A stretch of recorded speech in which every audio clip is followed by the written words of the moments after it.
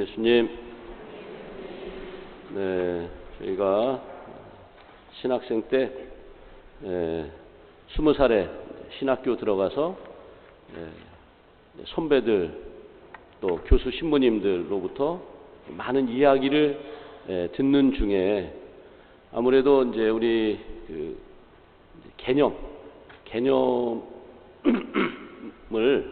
쓸 때 라틴어를 좀 많이 이렇게 쓰게 되는데, 그 중에 많이 쓰는 용어 중에 하나가 라틴어로 이덴티타스라고 하는 말을 이제 많이 써요. 그러니까 이제 선배들이 야, 네 이덴티타스는 뭐야? 이렇게 물어보는데, 그 이덴티타스를 영어로 이렇게 바꾸면 아이덴티티예요. 그러니까 너의 아이덴티티가 뭐냐? 다른 우리 말로 바꾸자면 너의 정체성이 뭐냐? 너의 정체성이 뭐냐? 너의 신원이 무엇이냐라고 물어보는 것이에요. 끊임없이 내가 도전받는 질문이에요. 너는 누구냐? 너의 정체성이 무엇이냐라고 하는 것이에요. 그때 나는 어떻게 대답을 해야 될까? 신학생으로서의 정체성이 무엇인가? 인간으로서의 정체성이 무엇인가? 지금은 사제로서의 정체성이 무엇인가? 항상 묻는 것이죠. 여러분들도 그런 질문을 본인에게 다 이렇게 돌려보세요. 나는 아버지의 정체성이 무엇인가? 나는 엄마의 정체성, 또 사회에서의 그 나의 정체성이 무엇인가라고 하는 질문을 던져볼 수 있는데, 오늘 복음 말씀은 마르코 복음은 1장부터 16장까지 있는데, 일부러 그렇게 하진 않았을 텐데 우연히도 1장부터 8장까지가 딱 절반인데 내용도 8장까지가 딱 중간이에요. 중간. 그래서 오늘 8장 마지막 부분에 대한 말씀이기 때문에 전반부와 후반부를 나눴을 때 전반부의 끝자락, 다시 말해서 전반부의 끝자락은 후반부로 넘어가는 이제 시작점인데, 그 전반부의 마지막 부분에서 던지는 질문이에요. 사람들이 나를 누구라고 하더냐라는 거예요. 그러니까 예수님이 이제 신학적으로 표현하자면 오늘 복음 말씀의 요지는 예수님의 정체성에 대한 질문이다 이거예요. 사람들이 나를 누구라고 하더냐? 세례자 요한이라고 합니다. 세례자 요한은 예수님보다 몇 달 앞서 있잖아요. 그죠? 몇 달. 성모님이 아기 잉태한 다음에 그 사촌 언니 엘리사벳에게 이제 가잖아요. 석 달 가량 머물렀다. 그리고 나서 이제 그러니까 한 몇 개월 차이 안 나요. 그래서 당시에 예수님 당시에 대예언자 중에 대예언자, 마지막 구약의 예언자였던 세례자 요한을 예수님에 견주는 것은 사람들의 눈에는 대단하게 보이는 일이었긴 하지만, 사실은 예수님은 세례자 요한하고 비견할 수 없을 정도의 그 분이신데, 그래도 사람들 눈에는 세례자 요한이라고 합니다. 굉장히 예수님을 높게 평가하는 그 대목이긴 하지만 그것만 가지고도 안 되고, 엘리야라고도 합니다. 세례자 요한보다 엘리야는 더 대단한 사람이에요. 이 열왕기 후서 2장 9절부터 11절까지에 보면 그 세례자 요한은 이렇게 살아있는 상태에서 하늘로 올라갔다라고 하는 대목이 있을 정도로, 살아있는 상태에서 하늘로 올라간 이는 엘리야 예언자밖에 없어요. 그렇게 위대한 유다인의 그 성경 안에서 가장 높게 칭송받는 예언자 중에 한 분인 엘리야와 비견하는 것도 예수님을 매우 높게 평가하고 있는 요 대목에서 예수님께서 다시 질문을 던지죠.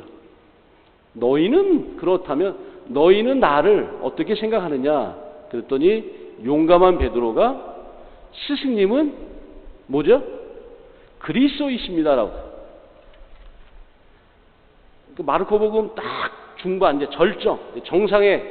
정상에 딱 올라가는데 거기에서 정상에서 방점을 딱 찍는 거예요. 스승님은 그리스도이십니다. 예수님이 그냥 기분이 너무너무 좋으신 거예요. 야, 그래. 드디어 네가 그것을 깨달았구나. 맞다.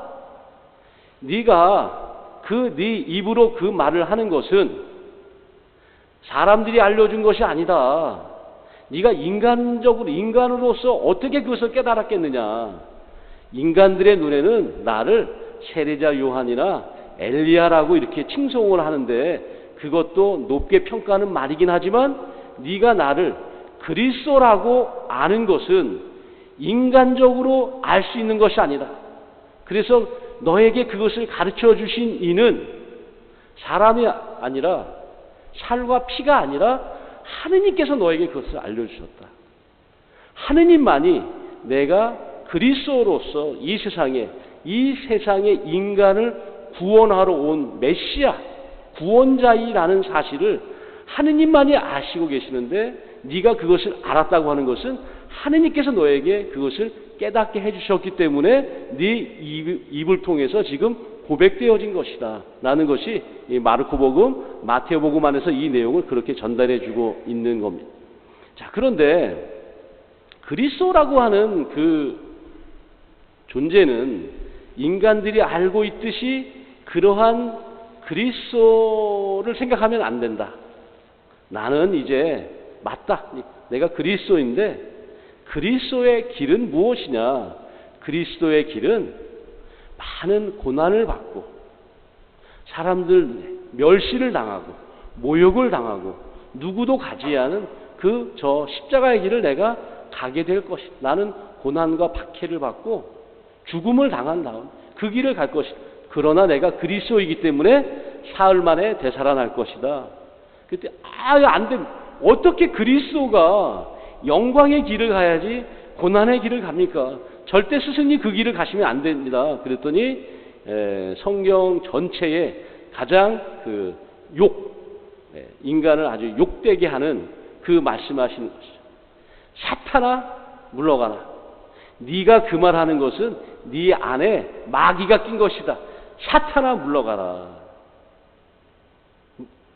너는 왜 하느님의 일을 생각하지 않고 사람의 일로만 하느냐? 사람의 일이 아니고 하느님의 일, 하느님께서 나를 통해서 진정 인간 구원을 위해서 그 길을 보여주실 대목은 고난을 받고 죽임을 당하시지만 하느님께서 다시 일으켜 세워서 진짜 사람들이 고난을 통한 부활의 영광이 온다라는 사실을 내가 인간들에게 알려주겠다. 그런데 인간들의 얄팍한 지혜로는 깨닫지를 못하니 저 처참한 대역사적 사건을 통해서 내가 깨닫게 해주겠다. 그래서 예수님께서 그 고난과 죽음과 부활이라는 것을 알려주셨기 때문에 우리도 그 믿음의 길에 들어와 있는 것이죠. 그래서 오늘 일독서에서는 그러한 사실을 증명하기 위해서 이사야 예언서 50장에 나오는 이사야 예언서에는 고난받는 주님의 종의 노래가 첫째 노래, 둘째 노래, 셋째 노래, 넷째 노래가 있어서 그 노래를 사순시기가 되면 여러 번에 걸쳐서 그 말씀을 묵상하는데 오늘 이 복음 말씀의 이해를 돕게 하기 위해서 오늘 주님의 고난받는 종의 노래 셋째 노래를 일독서에서 듣는 거예요. 그래서 일독서의 그 내용에 의하면 나는 매질하는 자들에게 내 등을 수염을 잡아뜯는 자들에게 내 뺨을 내맡겼고 모욕과 수모를 받지 않으려고 내 얼굴을 가리지도 않았다. 그러나 주 하느님께서 나를 도와주시니 나는 수치를 당하지 않는다. 이런 내용이죠. 이 이사야 예언서에 예언되어 있는 주님의 종도 이러한 길을 걸어감으로써 인간을 위한 그 희생이 결국은 하느님의 영광을 드러내는 일에 이렇게 쓰일 것이다. 근데 우리는 인간이기 때문에 그 인간적 욕심, 인간적 이기심으로 내가 모욕받거나 수모를 당하려고 하지 않아요. 내가 좀 더 이렇게 인정받고 싶고, 내가 좀 편안하게 살고 싶고, 좀 더 안락한 삶을 지향을 잘 희생하지 않으려고 해요.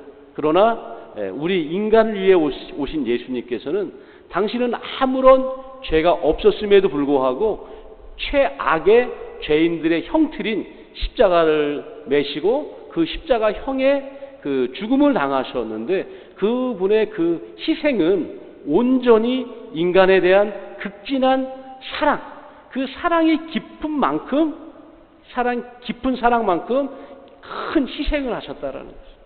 여러분들도 누군가를 위해서 희생하시잖아요.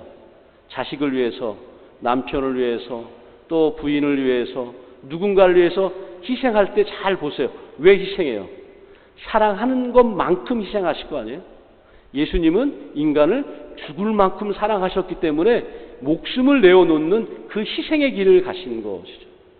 우리 신앙인의 삶으로 우리가 돌아와서 이렇게 살아가면서 예수님을 항상 바라보면서 어떠한 삶을, 어떠한 나의 신앙인의 정체성, 그 길을 갈 것인가.